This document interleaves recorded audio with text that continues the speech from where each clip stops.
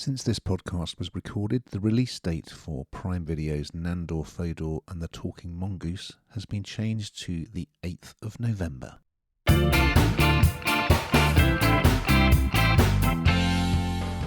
Hello and welcome to Bingewatch, the podcast where we take a look at the hottest new TV and film releases on streaming television platforms.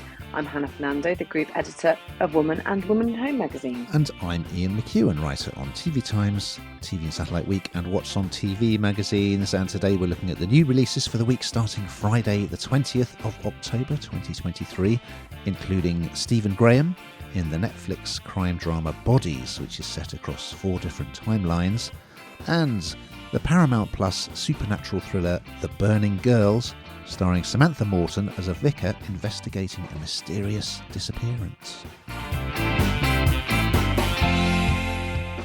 We'll also be checking out Amazon Prime's film comedy Nandor Fodor and The Talking Mongoose, starring Simon Pegg as a paranormal investigator, as well as Coleen Rooney, The Real Wagatha Story. Now you're talking. A 3-part Disney Plus series about the 2022 trial that literally gripped the nation, particularly me. But first, Ian, what is in the news? In Netflix's emotional film His Three Daughters, Natasha Lyonne, Elizabeth Olsen and Carrie Coon will play estranged siblings who meet again as their father is on his deathbed. What else is in the news, Hannah? And Jason Isaacs will play Hollywood icon Cary Grant in the 4-part biographical ITVX drama Archie, which will arrive next month. Well, a lovely selection box of goodies we have for you this week. We're going to start on Netflix, arriving on Thursday the 19th of October. It's the new series Bodies, and here's a clip. You're not the first detective to discover this body. D.I. Hillinghead, 1890. D.S. Whiteman, 1941. D.S. Hassan, 2023. And D.S. Maplewood in 2053. Okay, this is one to get your head round. It's based on a graphic novel. It's an 8-part series, and check this out. It's set in 1890, 1941, 2023 and 2053. So relatively straightforward there. So you've got your 4 different timelines, and in each timeline, the same corpse, yes, is discovered in the same place, which is in Whitechapel in East London, and the body has been shot in the eye, is naked, and has this peculiar tattoo on the arm. And so we're following 4 different detectives in these different timelines as they, investigate the mystery. Who is this? Who is this person? What happened to them? But as you may suspect, since it's the same body, Hannah, there is a connection. In present-day London, we see D.S. Shahara Hassan, played by Amaka Okafor.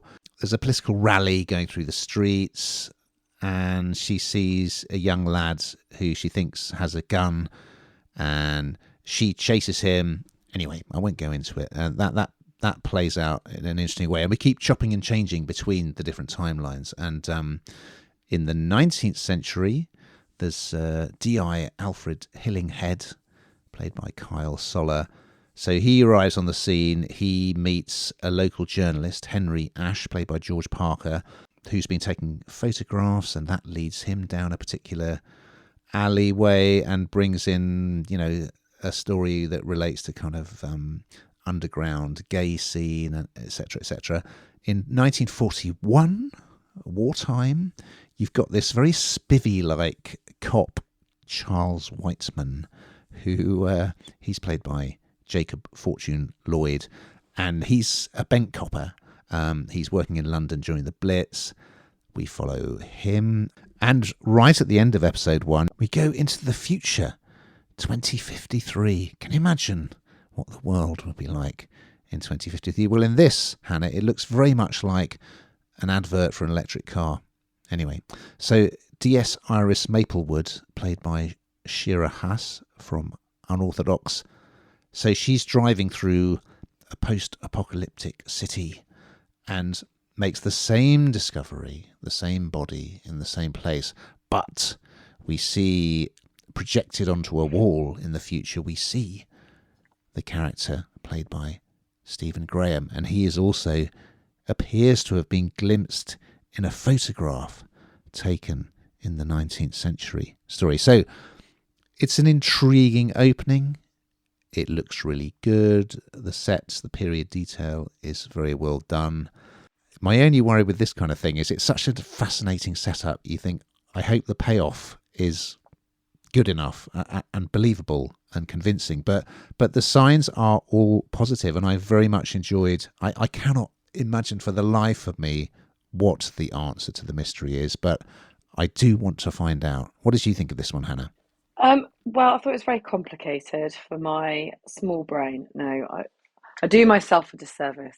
It is complicated, though. It's complex, I should say, and I do quite like it when it's done well, and as you say, it's quite promising, this, because it, as long as it sort of follows all the way through and there is a really good ending and it all works out really well, then fine. But I can't imagine where you start with something like this. I mean, there's a real, when you move from sort of, it's like 160 years it spans, isn't it? I mean, it's huge amount of time, and each era absolutely has its own vibe, and you transports you quite quickly to it, but it's something that you need to be absolutely focused on and absolutely understanding.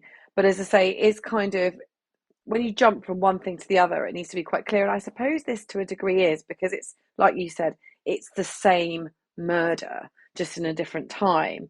And so it is pretty, from what I can see so far, it's pretty clever, but I do think, and action packed. But I do kind of ask the same question you, which is, where is this going, and will it finally deliver? And I hope it does. Me too. Also arriving on Thursday the 19th on Paramount Plus, we have another new drama series called The Burning Girls, and here's a clip. Hello, I'm Jack. I'm the new vicar. I know who you are. I hope you'll like it here. It's a small village. People are nice. Mostly. 1556. 2 young girls were burned at the stake here. Thanks for bringing me here, Mum. You're welcome.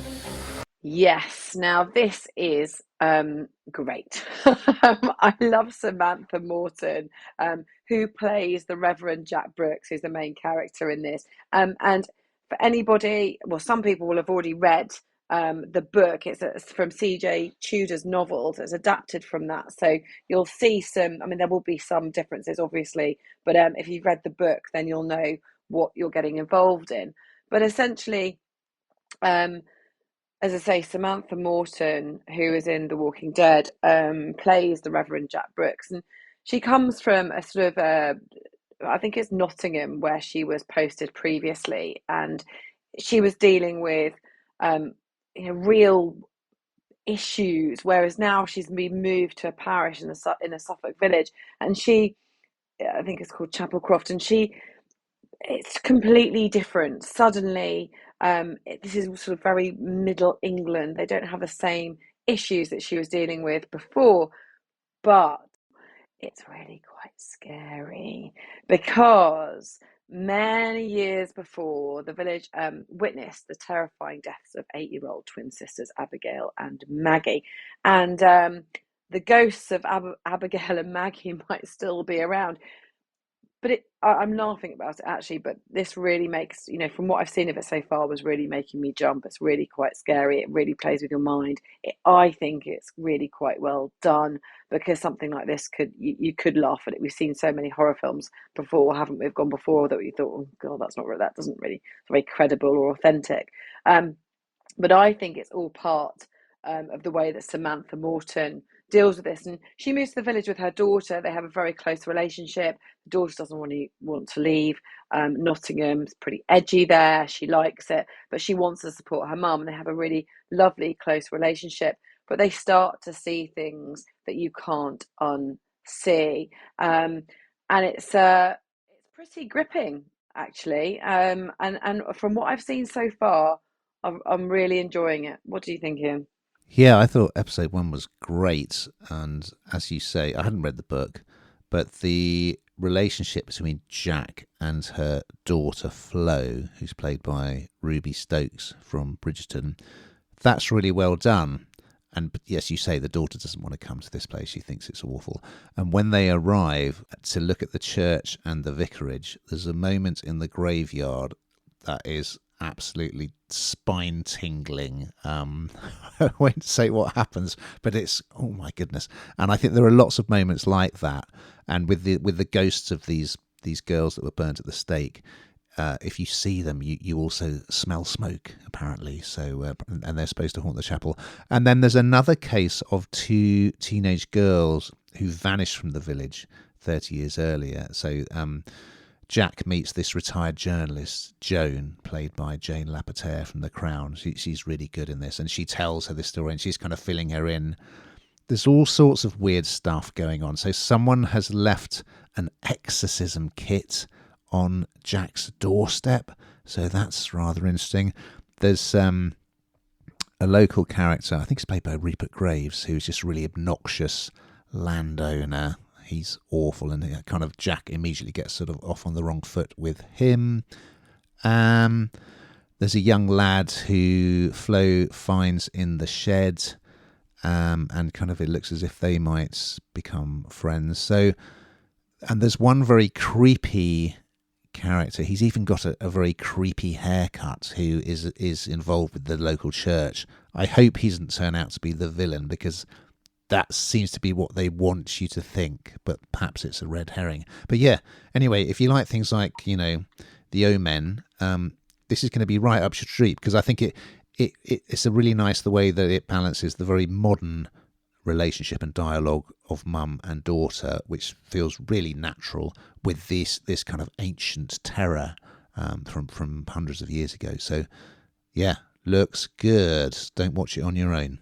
On Prime Video, arriving on Friday the 20th, we have a feature-length fantasy comedy called Nandor Fodor and the Talking Mongoose. Yes, that's right. And here's a clip. I am Dr. Nandor Fodor. The world's foremost parapsychologist. I am not a skeptic. This is the strangest case I have ever encountered. A family living in a farmhouse claim a talking mongoose lives in their barn. Creature's name is Jeff. What do you think about it? Do not be misled by the title of this one, Hannah. When I read the title, I thought this is going to be some whimsical fantasy. It's actually based on a true story. Yes, a true story of a talking mongoose, would you believe, which hit the headlines back in the 1930s. It was a thing. And they actually show you the newspaper coverage in it. So it stars the wonderful Simon Pegg, who of course is a big star now, isn't he? He's mates with Tom Cruise, and he did the brilliant Cornetto trilogy of films. Anyway, he plays a real-life character of the title, Nandor Fodor, who's a Hungarian-American paranormal psychologist. He is alerted to this tale of a talking mongoose on the Isle of Man by a character played by Christopher Lloyd from Back to the Future. Yes. So he heads off there. He's kind of got his accent, because he's Hungarian-American, it's a rather unusual accent. It sounds a little bit like Christoph Waltz in a Tarantino film. But it works well. Pegg is great in the role. He goes with his assistant, played by the lovely Minnie Driver, favourite of mine, to investigate. The mongoose is called Jeff, which I like. And Jeff lives with this family called the Irvings, who live on a farm. I'm not going to say too much about how Nandor's investigation of this phenomenon pans out, but it's just really nicely done, I think. It's almost got a touch of the Local Hero vibe to it, that classic movie set in Scotland. And it has something to say about, I guess, it's got some philosophical side to it in terms of, why do we want to believe in certain things, and why are certain people insistent on trying to find out the truth and trying to prove things to be wrong. So, there's a little bit about kind of seances, a little bit about Harry Houdini and mediums to sort of set up the backstory, which is fascinating. Pegg is great, Driver is great, Christopher Lloyd is great, Neil Gaiman, the writer, is the voice of Jeff the Mongoose. So, yeah, I found this very charming. Unusually, there's a lot of scenes where they're happy to let two people sit in a room and just talk, which I think in modern cinema is quite unusual. And it also has another of our favourites, Hannah, Paul Kay, playing a local character on the Isle of Man. So, yeah, I was very pleasantly surprised by this. What did you think? It's quite fun, isn't it? But also because of the dynamic. Because, well, firstly, as you say, there's some good names in this, including Simon Pegg and Minnie Driver, both of which are great. But also the fact that some people are quite sort of open to the idea that this could be a real thing and actually true, and then other people just knowing, thinking, assuming it's just a massive hoax and it's just a load of nonsense. And so I mean, who would have thought of doing a story on this? That's the thing, or doing something like this. But they do it really, really well. The backdrop's really nice because a lot of the scenes are filmed in the Isle of Man. So I think that looks, I don't know, feels quite authentic, and I don't know, bring something to it. I think bit there. I don't know, it just sort of feels gritty, I suppose, because the weather's not great. But I think it's really good. But I think it's good because of the people that are involved in it, and there are some quite funny moments.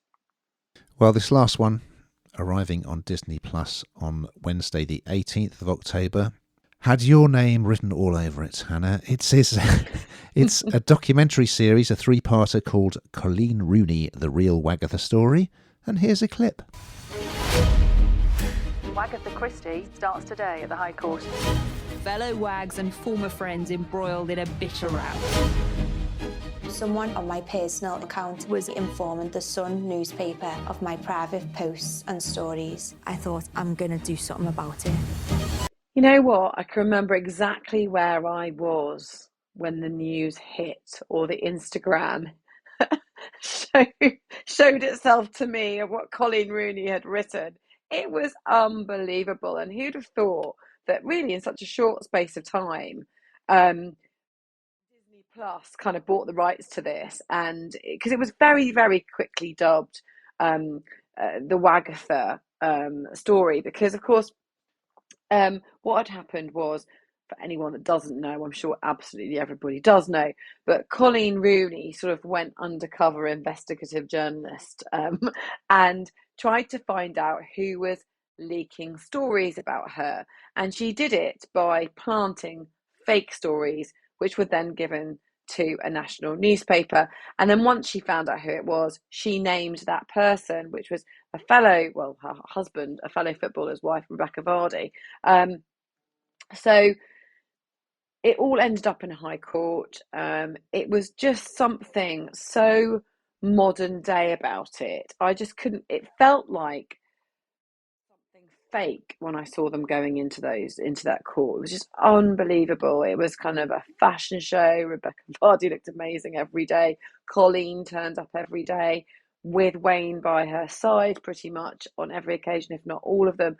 And this is a 3-part series documenting that, and they have access to all areas really in terms of the Rooneys, family and friends. And I actually think she comes over really, really well, because for many years Wayne, until he sort of wasn't on the footballing circuit as a player, I suppose, dominated headlines for perhaps all the wrong reasons. And I'm not suggesting these are the right reasons, but this has really kind of shone a spotlight on her and what she's like as a person. I think she looks phenomenal in it. I think she comes over she's incredibly genuine, it seems, I feel, within it. And it's basically, as she says, an opportunity for her to tell her side of the story, why she did it, how she did it, and what she feels about it all now. And Wayne is interviewed, and he just what she done now, just couldn't believe that she'd gone and done it. And I think it was a real sort of empowering moment for Coleen, who's been sort of the wife at home, who hasn't said an awful lot about all the headlines and things that have gone in the past, which can't be easy for a wife to sit back, read and watch, etc. Finally having her moment. And I have to say, she did it with ultimate style.